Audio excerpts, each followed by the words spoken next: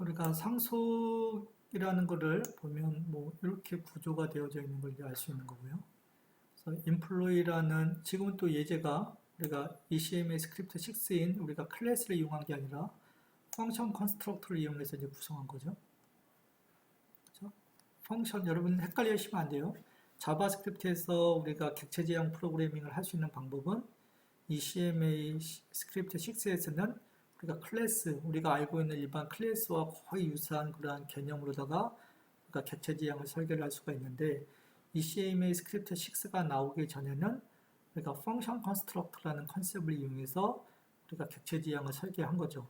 그럼 여기서 얘기하는 이 이네리턴스는 보시는 것처럼 펑션 컨스트럭터를 이용해서 하는 거죠. 그렇죠? 그래서 employee라는 객체를 생성하고 그 다음에 매니저의 프로토타입, 그죠? 매니저의 분모에다가 누굴 넣은 거예요? employee를 집어넣은 거죠. 그죠? 워커비도 employee를 넣은 거고. 그 다음에 워커비는 또 둘로 나눠지네요. 세일즈 펄슨이랑 엔지니어. 또 세일즈 펄슨의 프로토타입은 워커비를 생성해서 집어넣은 거고. 결국 이렇게 하게 되면 결국 이네리턴스와 같은 효과가 이제 발생을 하는 겁니다. 그렇죠? 이네리턴스와 유사한 효과가 발생한다. 그래서 앞에 했던 거에 대해서 우리가 간단한 이제 예제로 다 나오고 있는 거니까 여러분이 한번 쭉 보시면 될 것 같고요. 그 다음에 이번에는 우리가 펑션 컨스트럭터에다가 우리가 파라미터를 제공하고 우리가 설계한 예제네요. 그죠? 특별한 차이점은 없죠. 그래서 우리가 펑션 컨스트럭터에다가 네임이랑 디파트먼트를 두 개를 입력받게끔 설계를 한 거죠. 그죠? 그러다 보니까 워커비에서는 네임과 디파트먼트와 프로젝트 하나를 더 받아야겠죠. 이 두 개는 부모를 위한 거, 이 프로젝트는 나 자신을 위한 거. 그렇죠? 그래서 보시는 바처럼 dis.base는 employee, 그다음 dis.base는 그죠? name이랑 department.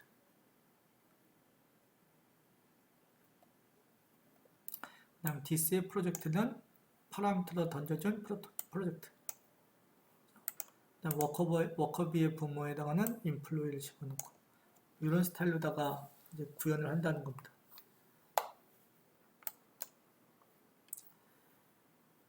이 장표는 여러분이 그냥 한번 내용을 한번 살펴보시고 뭐 스킵을 하셔도 될 거는 같고요. 한번 보시면 될 것 같고. 그래서 우리가 자바스크립트에서 OOP를 활용해서 구현하는 방법에 대해서 한번 간단하게 살펴봤습니다.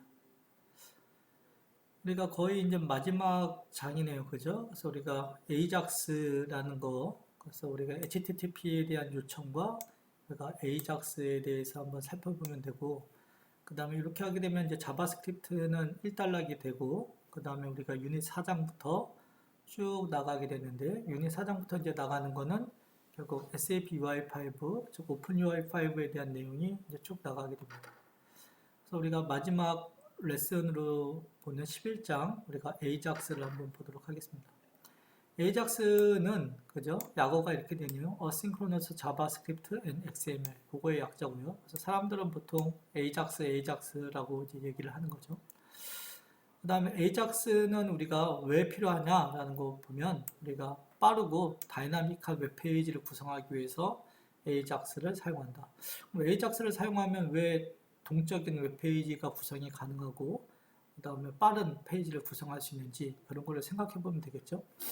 그럼 왜 그럴 수밖에 없냐라는 거 보면 AJAX는 우리가 비동기 방식으로다가 우리가 처리된다는 거죠. 그래서 우리가 서버 쪽에다가 그죠? 서버 쪽에다가 어떤 데이터를 요청을 하면 과거에는 그 데이터를 다 받아서 화면에 전송이 돼야지만이 이제 화면에 뿌려졌어요. 그렇죠? 그런데 지금은 이제 AJAX라는 이제 기술이 나오면서 화면은 화면대로다가 뿌려지고 화면이 먼저 뿌려지고 그 다음에 서버로부터 데이터가 오면 그때 화면에다가 데이터만 탁탁탁탁 꽂는 형태예요. 다시 한번 옛날에는 서버 레벨에서 데이터랑 화면까지 다 구성을 해서 던져줘야 됐어.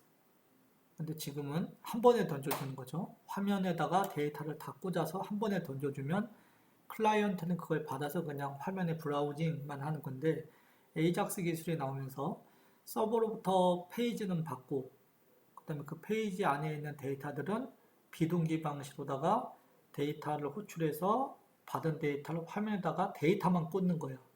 그러니까 깜빡거림이 없죠. 그래서 여러분 과거의 곰곰이 여러분 아마 모르실 수도 있는데 과거의 웹페이지를 사용하면 페이지에서 페이지 이동할 때마다 화면이 깜빡거렸어요. 에이작스 기술이 나오기 전에는. 근데 우리가 에이작스 기술이 나오면서 이제 그러한 이제 단점들을 거의 다 해결할 수가 있는 거죠.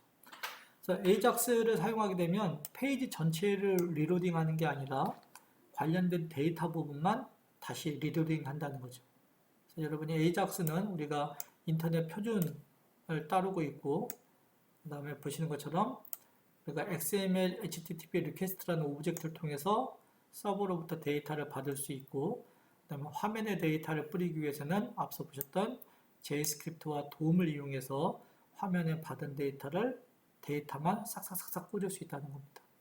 그래서 이 두 가지 기술이 지원이 되기 때문에 즉 XML, HTTP 리퀘스트라는 오브젝트를 통해서 서버로부터 데이터를 호출하고 데이터를 받고 그럼 받은 데이터를 자바스크립트와 돔을 이용해서 동적으로다가 해당 부분만 갱신할 수 있는 그러한 메커니즘을 제공을 해주고 있다라고 얘기를 하고 있습니다.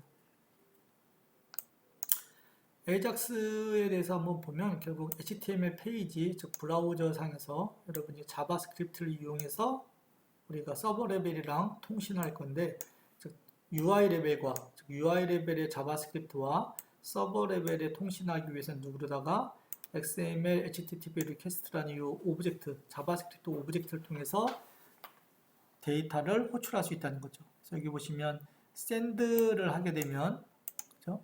해당 XML, HTTP 리퀘스트를 통해서 뭔가를 이렇게 요청하게 되면 해당한 요청한 결과가 당연히 리스폰스가 오게 되고 우리가 받은 리스폰스 데이터를 화면 전체를 다시 그리는 게 아니라 화면 그대로 있고 우리가 도움을 이용해서 그 해당되는 부분만 값을 삭삭삭삭 바꿔치기 하는 그런 메커니즘이다 라는 거고요.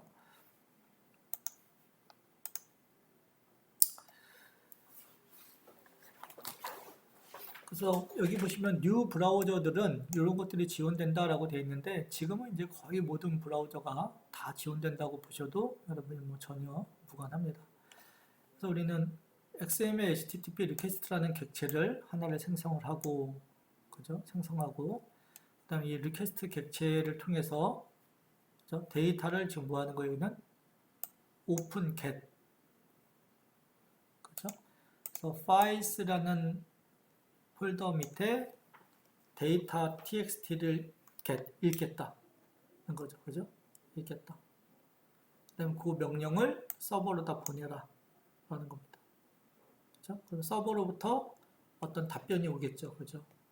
그러면 우리는 그 서버로부터 온 답변을 이용해서 여러분이 원하는 로직을 우리가 구현할 수 있다는 겁니다. 그 다음에 여기 있는 거는 우리가 동기 방식 호출을 할지 비동기 방식 호출을 할지를 나타내는 거죠. 우리가 동기 방식 호출을 하기 위해서는 우리가 false를 주면 된다라는 겁니다. false.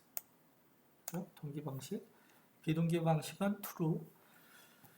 그래서 여러분 이제 정확한 예제는 아니고 여기서는 그냥 여러분이 이러한 객체 자바스크립트의 XML, HTTP 리퀘스트라는 객체를 통해서 서버랑 통신할 수가 있는데 우리가 걔를 이용할 때는 request.open이라고 해서 특정 자원을 오픈하고 걔에 대해서 send라고 해서 결과를 받는다라는 거죠. 그래서 이거는 동기 방식의 리퀘스트고요. 그 다음 장을 보시면 우리가 동기 방식의 XML 리퀘스트라고 되어 있습니다. 그래서 이 장표에서는 우리가 XML 형태로다가 이제 요청을 하는 거고요. 그래서 리퀘스트 객체는 똑같아요. XML, HTTP 리퀘스트. 그래서 앞서 보셨던 것도 XML, HTTP 리퀘스트. 근데 여기서 받을 거는 그냥 플랫한 텍스트 파일을 받은 거고요. 여기서는 누굴 받은 거예요? XML 형태, 즉 데이터 구조를 갖고 있는 XML 형태의 데이터를 요청하는 거죠. XML 데이터 같은 경우는 여러분이 그냥 일반 플랫한 텍스트가 아니라 구조화된 형태이기 때문에 여러분이 XML 파일에 대해서 서버로부터 리퀘스트 요청을 하고, 그죠? 그 다음에 요청받은 파일, 그죠? response.xml로다가 request.response.xml로다가 서버로부터 받은 XML 파일을 우리가 스트링 형태로다가 시리얼라이즈 해가지고 이제 화면에 이렇게 뽑아낼 수 있다는 겁니다. 시리얼라이즈 하기 전에는 XML 형태의 그 문서 자체겠죠. 그래서 우리가 시리얼라이즈 해서 뽑아낼 수 있는 그런 기능이 있다. 이것도 한번 실습을 통해서 같이 한번 해보도록 하겠습니다. 그 다음에 우리가 비동기 방식의 리퀘스트, 앞에서 봤던 AJAX는 두 가지가 다 가능하다고 했죠. 동기 방식 호출이랑 비동기 방식 호출. 비동기 방식 호출은 우리가 서버 쪽에다 뭔가를 요청한 다음에 서버가 그 답을 줄 때까지 기다리는 게 아니죠. 그냥 나는 나대로 흘러가는 거죠. 그러면 서버가 나 일 다 끝났어 라고 해서 리스폰스를 줄 때는 어떻게 알려주냐면 내가 콜백 함수라는 걸 통해서 우리가 알려주는 거죠. 나는 나대로 로직이 흘러가다가 서버에서 일이 끝나면 서버에 의해서 우리가 일이 끝나면 이 콜백 함수가 자동 다 호출이 되죠. 우리는 콜백 함수를 통해서 서버로부터 받은 정보를 또 로직 처리하고 그 다음에 다시 또 우리 원하는 로직을 할 수 있는 거죠. 그래서 콜백 함수를 여기서 이렇게 등록을 하고 서버에서 요청한 일이 끝나면, 그죠? 요청한 일이 끝나면 우리가 콜백 펑션이 이렇게 호출이 되는 거죠. 그죠? 우리가 호출하는 게 아니라 프로그래머가 호출하는 게 아니라 요 XML, HTTP 리퀘스트 요 객체가 서버로부터 리스폰스가 오면 알아서 요 콜백 함수를 호출해 주는 거죠. 우리는 이 콜백 함수 안에서 우리가 도움 객체를 업데이트해 주거나 부가적인 로직을 우리가 구현하면 이제 되는.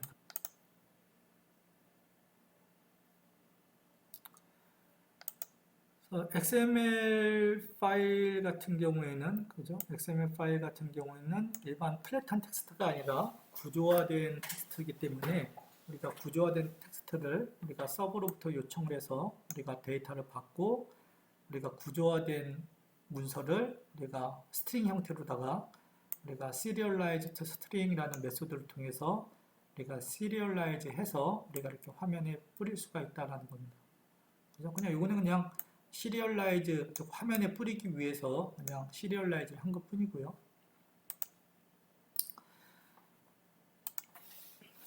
그 다음에 여러분 AJAX는 앞서 설명드린 것처럼 동기 방식의 호출도 가능하고 이제 비동기 방식의 호출도 당연히 이제 가능한 형태죠.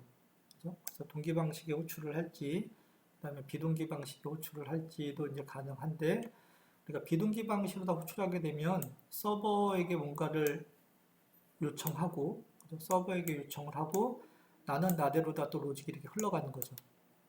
그죠?